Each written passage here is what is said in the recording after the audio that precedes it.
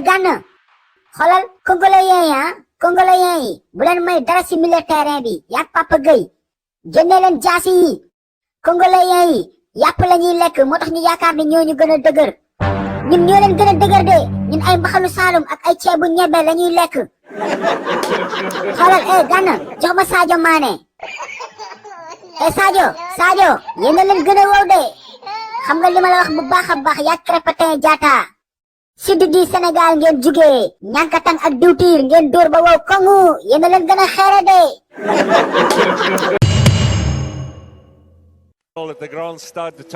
classement bi wàcc na de Pape Thiaw tey dafa changé de Lamine Camara Habib Diarra ak Pape Matar Sarr ñoo ngi football de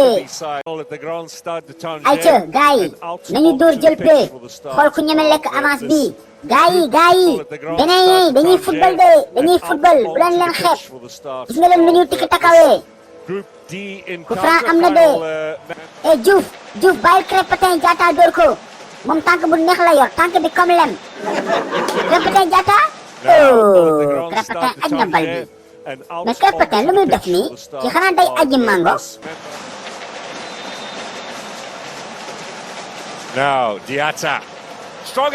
dugg na Ablaye Seck yemmeeku na bal bi si caax yi mais quel coup de tête quel coup de mbëkk quel coup de bopp nag he went up for the ball and everything is in the natural position.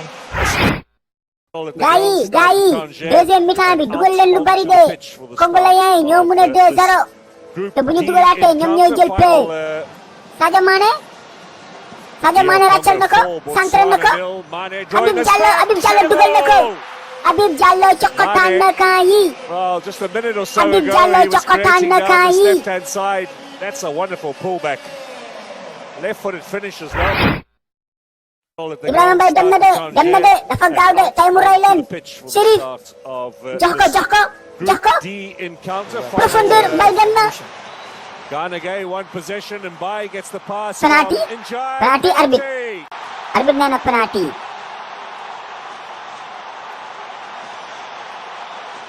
referee was right behind this the pullback a little bit on the soft side. It's a bit soft.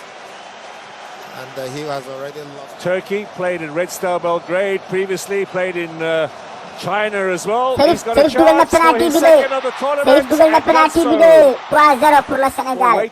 To find out one of the group E teams will be decided tomorrow in the Amusu. And the crowd wait now for the final whistle.